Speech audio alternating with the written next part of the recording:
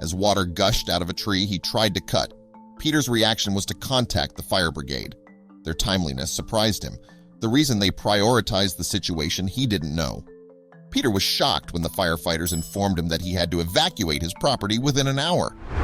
But it would be apparent after his property was quarantined. Although weird, this situation shouldn't require his property's restriction. Peter's family required an explanation which the firefighter squad failed to provide. Fortunately, Peter knew the exact person to call, so he called as they packed. Later, Peter would come to realize the reason his estate was restricted. But how did so much water flow from the lonely tree? And what made the local government authority care so much about it? Peter wasn't a newbie to felling. On his property, there were enough trees to keep him occupied forever, though Peter only required a few to maintain the fireplace every winter. Until today, he has had no issues with it. Usually, Peter uses his truck to travel through the woods to the large woodland on his estate. Trekking would waste time, but his annual winter journey for firewood would end differently this year. Peter's favorite tool was the axe. The chainsaw was too risky for him. So he was prepared for the day's task as he drove to the forest with the tool. But it ain't going to be easy as it seemed. It's quite hard to select which tree to cut. He wasn't going to damage the environment for wood, but which trees should be felled? With different varieties of trees in the forest, Peter based his selection on the tree's species, distances from one another, and the forest's edge. He wanted to maintain the forest outlook as he pruned it. For quite some time, Peter had wanted to hew a particular oak tree, but he had always procrastinated. For years, he had told himself that it would be enough for a few winters after another year of growth. Today was different. After years of its growth, Peter had decided to cut the tree down today. He ensured he had the best tools. He bought high-quality axes both in size and shape. He wanted to get a chainsaw, but he relented. Truthfully, Peter never wanted to get a better tool, but from interactions with friends and professionals, he figured out that he had to at least use the best primitive tools, as a chainsaw was out of consideration for him. This doesn't completely nullify the danger, though. The tree was bigger than he last remembered it to be, and Peter almost couldn't bear to cut it, though he had to. But things took a new turn as he got to work with one of his new axes. Blow after blow, the tree didn't seem to have received much damage. He invested more effort as he continued hacking, though, with little progress. Peter thought about whether he had overrated his ability. Using all his strength, Peter lunged as he chopped at the tree. Eventually, he hit it deep. Though it wasn't satisfactory, it is still progress, as he might be able to push it down after chopping deeper. It required a lot of time and power. He had a breakthrough on the third hit. He pushed and created a small hole by twisting off the bark with the axe. As he moved closer, Peter never foresaw the next event, which changed everything. He prepared to hit the hole, which seemed to be empty, as he squinted into it. Water furiously rushed out of the hole before Peter could look into it. He jumped to avoid getting wet. A tree became a fountain? Peter quickly moved his truck to avoid being stuck in the thick mud forming around the tree. Peter never knew how far the water would spread. Peter returned after packing his truck far away from the tree, only to discover that the water discharge seemed to be getting faster and would fill up his property if left unchecked. He was stumped. Peter was surprised by the fire department's quick intervention, as he didn't have much hope for their response when he called them. Water control should be easy for them, he thought, but he was asked to move. Although he wasn't certain whether they could curb the disaster, Peter was thankful for how seriously the firefighters took the matter with the presence of various equipment. While on the phone, he was required to desert the tree area as they decided to meet on a road a safe distance from the tree. Peter ensured to take a picture of the tree as he left.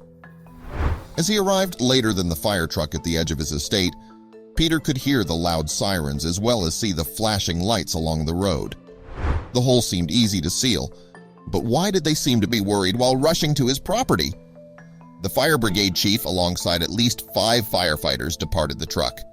The chief required Peter to stay and narrate how the incident occurred as others headed for the tree after getting the description from Peter and seeing the small water stream forming on the property. With his property endangered, Peter wanted to help, not to stay away, but the chief required him to stay and explain himself. After Peter's narration, he was told that his estate would immediately be restricted for at least a week, and he had an hour to pack away with his family.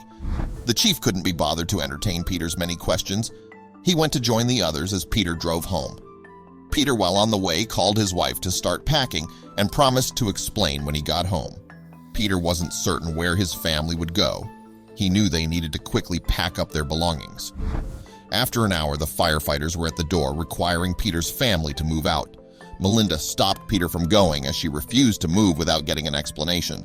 The family left when Melinda relented after 10 minutes of an unfruitful debate, but Peter noticed that the water had stopped and the firefighters were erecting a camp around the tree. What is happening? The event caught the attention of the locals, who crowded to fathom what the fire engine had been doing for so long. They saw nothing as the firefighters deterred everyone from moving close.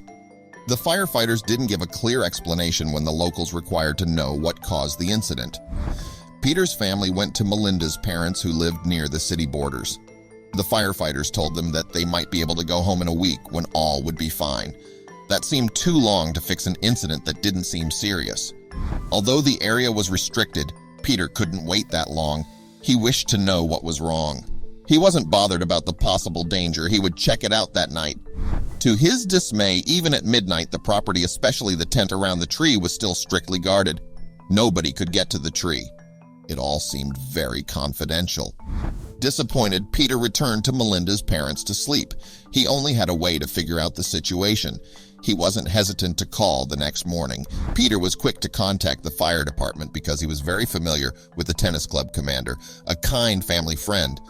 But the commander seemed to have been avoiding his call after he had reported the situation, even though he had previously told Peter to inform him of any incident. In the morning, all of Peter's efforts to contact the commander proved futile. Peter eventually got his opportunity to know everything. After a brief hesitation, the commander told him to come to the station after he got in contact with him. Before getting there, though he tried, Peter had no sensible explanation for what was going on with his estate. Thankfully, the commander seems to have one. On arrival, he was guided to the office where the commander awaited him on the second floor. The commander was serious, and he had a map of the area on his desk, on which Peter was quick to spot his estate even before greeting. The map seemed old, though. The commander explained to Peter that he was aware that the leakage would happen ever since Peter told him his home address. This explained why he wanted Peter to contact him in case of an incident. There was a water source beneath Peter's estate. It was a big, strange pond that empties slowly and refills constantly with groundwater, a hidden lake that the authorities had decided to make an emergency source for droughts common in the area. It was gradually put aside after a lack of usage for years. Some buildings displaced from Peter's estate were part of the transportation and extraction system of a nearby water refining plant. The flood situation occurred because Peter, by making a hole in the tree, provided a breakthrough point for the pressure built up in the already filled pool.